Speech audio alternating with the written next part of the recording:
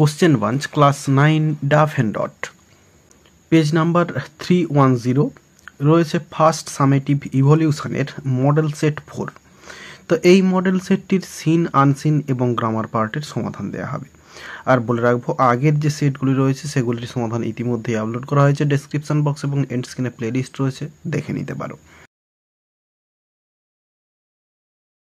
তাহলে এখানে প্রথমে রয়েছে পোয়েট্রি পার্ট থেকে সিন এবং এটি রয়েছে অটাম থেকে। শুরুতে রয়েছে এসএকিউ প্রশ্ন, answer the following questions. What does the fitful gust do? দমকা হাওয়া কি করে? অ্যান্সারগুলো আমি সবই লিখে দিয়েছি, দেখো। The fitful gust shakes the casement all day, takes away the faded leaves from the mossy elm tree. তাহলে কেসমেন্টকে সারাদিন ধরে নাড়াই এবং মসি এলম ট্রি বা শ্যাওলা পড়া যে এলম গাছ তার থেকে শুকনো পাতাগুলোকে উড়িয়ে নিয়ে যায়। আর এরপরে আরও লিখলে হবে, এই যে twirling them by the window pane with thousand others down the lane লিখলে লেখা যেতে পারে। এরপর রয়েছে how are the faded leaves taken away? কীভাবে এই শুকনো পাতাগুলোকে বয়ে নিয়ে যায়? অ্যান্সারটা, the faded leaves are taken away by the fitful gust of autumn. Autumn বা শরৎকালের যে দমকা হাওয়া সেগুলো হচ্ছে এই শুকনো পাতাগুলোকে বয়ে নিয়ে যায় বা উড়িয়ে নিয়ে যায়। এরপর রয়েছে what do you mean by casement? Casement দ্বারা কি বোঝানো হয়েছে? Casement means a window that opens like a door with hinges on one side. Casement এটা হচ্ছে একটা বড় জানলা যার হচ্ছে দরজার মতো একটা পাল্লা থাকে এবং সেটাতে হিঞ্জ বা হচ্ছে কবজা লাগানো থাকে এক সাইডে। তো এটা হচ্ছে কেসমেন্ট বলা হয়। এরপর রয়েছে what characteristics of autumn do you find from the above lines? তো এই ওপরের লাইন অর্থাৎ এই স্ট্যান্ডা থেকে অটামের কোন চরিত্রটা এখানে পাওয়া যায়? তো দেখো, in autumn the fitful gust takes the faded leaves away from trees. তো গাছ থেকে শুকনো পাতাগুলিকে এই দমকা হাওয়া বয়ে নিয়ে যায় অটামে। এই ক্যারেক্টারটা কিন্তু এখানে পাওয়া যায়। এরপরে রয়েছে fill in the blanks with proper forms of words from the above text. রয়েছে dash the bottle before taking the medicine. এটা হচ্ছে শেক হবে, SHAKE। তাহলে বোতলটিকে নাড়াও এর থেকে মেডিসিন বা ওষুধ নেওয়ার আগে।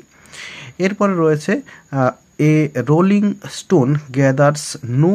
এরপরে অ্যান্সারটা হবে মস, MOSS। অর্থাৎ যে গড়িয়ে চলা যে স্টোন আর কি, যে স্টোনটা গোড়াতে থাকে অনবরত, সেটাতে হচ্ছে মস বা শ্যাওলা পড়ে না। এরপরে একটি আনসিন রয়েছে। তো চলো আনসিনের মানেটা প্রথমে বলে দিই। আর আনসিন শুরু করার আগে বলবো, এখানে যদি অ্যান্সারে কোথাও কিছু ভুল হয়ে থাকে একটু কমেন্ট বক্সে কমেন্ট করে জানিও, হয়তো কোথাও ভুল হয়ে যেতে পারে। তো চলো, recent research has shown that playing a musical instrument can make a person more intelligent. তো বলছে সাম্প্রতি গবেষণায় দেখা গেছে যে মিউজিক্যাল ইনস্ট্রুমেন্ট বা সঙ্গীতের যে সমস্ত যন্ত্রপাতিগুলো সেইগুলো বাজানোটা একজন ব্যক্তিকে বেশি পরিমাণে বুদ্ধিমান করে তুলতে পারে। A new study sheds light on the fact. একটা নতুন স্টাডি বা গবেষণা এর ওপরে আলোকপাত করেছে দ্যাট যে প্লেয়িং অ্যান ইনস্ট্রুমেন্ট, একটা যন্ত্র বাজানো, ইন এ রেগুলার বেসিস প্রত্যেক দিন, alters the shape and power of human brain.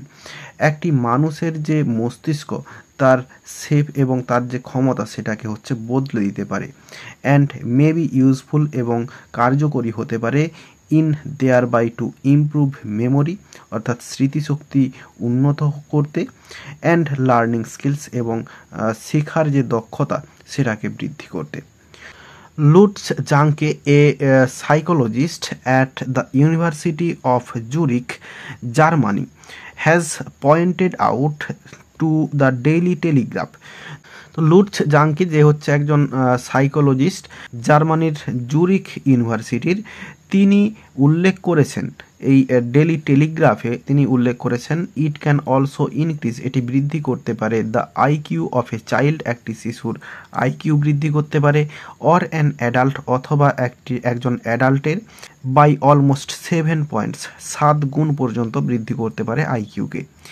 Experts have রিভিয়েল্ড, অর্থাৎ এক্সপার্টসরা তারা হচ্ছে ব্যক্ত করেছেন বা দেখিয়েছেন that there is increasing evidence, সেখানে এই বৃদ্ধির একটা প্রমাণ রয়েছে অফ মিউজিশিয়ানস, সঙ্গীতজ্ঞদের, হ্যাভিং স্টাক ওয়েলদি, ধনী হওয়ার, and functionally the areas of the brain used in processing and playing music, এবং কার্যত মস্তিষ্কের ক্ষেত্রগুলি প্রক্রিয়াজাতকরণ এবং সঙ্গীত বাজানোর ক্ষেত্রে ব্যবহার হয়।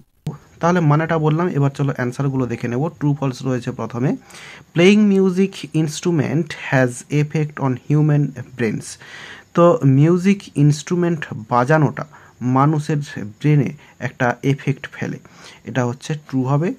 এরপরে musicians have better brains than non musicians, তো মিউজিশিয়ানদের ভালো ব্রেন থাকে, বেশি ভালো ব্রেন থাকে যারা নন মিউজিশিয়ান হয় তাদের থেকে। এরপরে রয়েছে আনসার দ্য ফলোয়িং কোশ্চেন্স, রয়েছে হু ইজ লুটস জাঙ্কি, তো Lutz Jancke is a psychologist at the university of Zurich, Germany.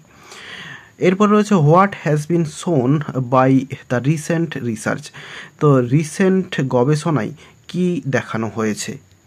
অ্যান্সারটা এই লাইনটা লিখব, recent research has shown that playing a musical instrument can make a person more intelligent, এই লাইনটা লিখে দিলে অ্যান্সারটা হয়ে যাবে।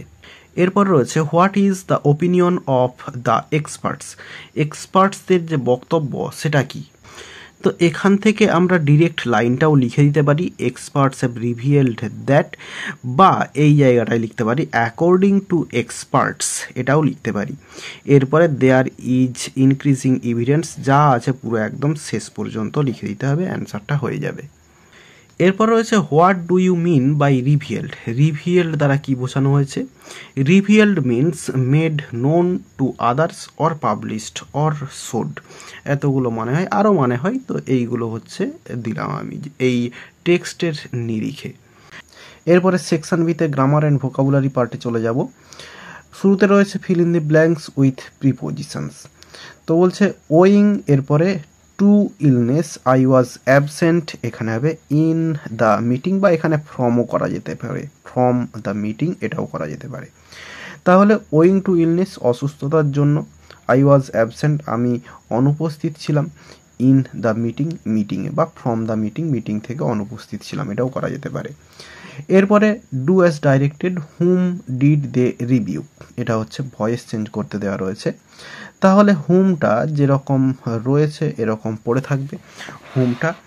এরপরে এখানে এই হুমের পরে যে অক্সিলিয়ারি ভার্ব সিম্পল পাস্ট টেন্সে রয়েছে এখানে হবে ওয়াজ, এরপরে ভার্বের থার্ড ফর্ম বসবে রিভিউড, এরপরে প্রিপোজিশন বাই বসবে এবং সাবজেক্ট দে, এটা বাইয়ের পরে দেম হয়ে যাবে এবং শেষে জিজ্ঞাসা চিহ্ন, তাহলে অ্যান্সারটা হবে whom was reviewed by them.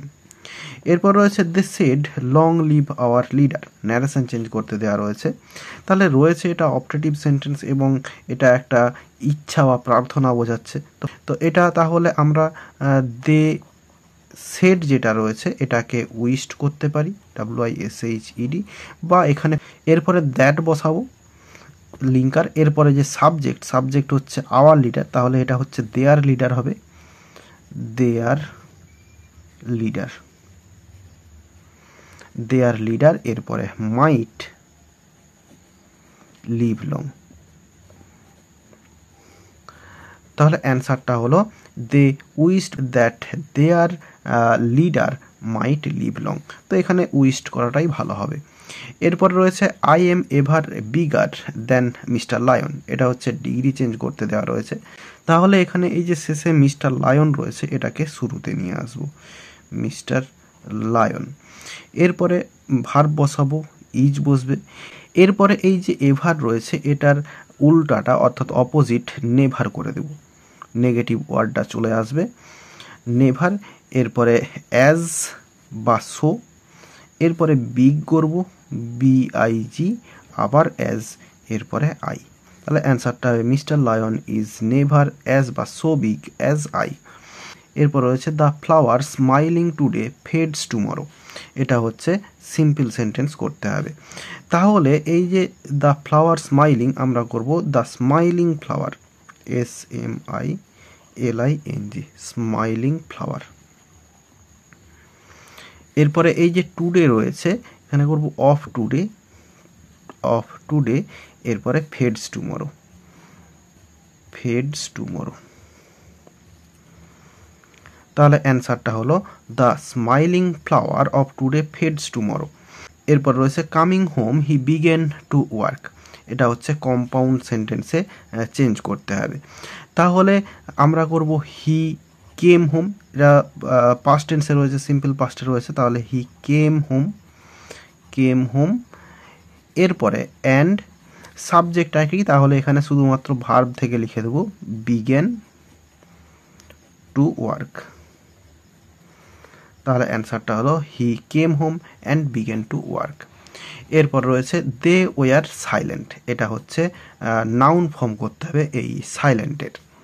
তাহলে আমরা এই দে ওয়ার যেরকম আছে সেরকম লিখে দেব, আর এই যে সাইলেন্ট রয়েছে এটার জন্য একটা ইন নিয়ে আসবো এবং এর নাউন ফর্ম সাইলেন্স, SILENCE। তাহলে দে ওয়ার ইন সাইলেন্স।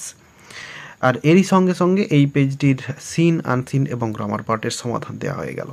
আশা করি বোঝাতে পারলাম। ভিডিওটি ভালো লেগে থাকলে একটি লাইক করো এবং বন্ধুদের মধ্যে শেয়ার করো, এবং আমার এই চ্যানেলে নতুন হলে চ্যানেলটি সাবস্ক্রাইব করে পাশে থাকা বেল আইকনটি প্রেস করো পরের ভিডিওগুলি সবার আগে পাওয়ার জন্য। এই ভিডিওতে এতটাই দেখাবে, নেক্সট ভিডিওতে ভালো থাকো সবাই, ধন্যবাদ।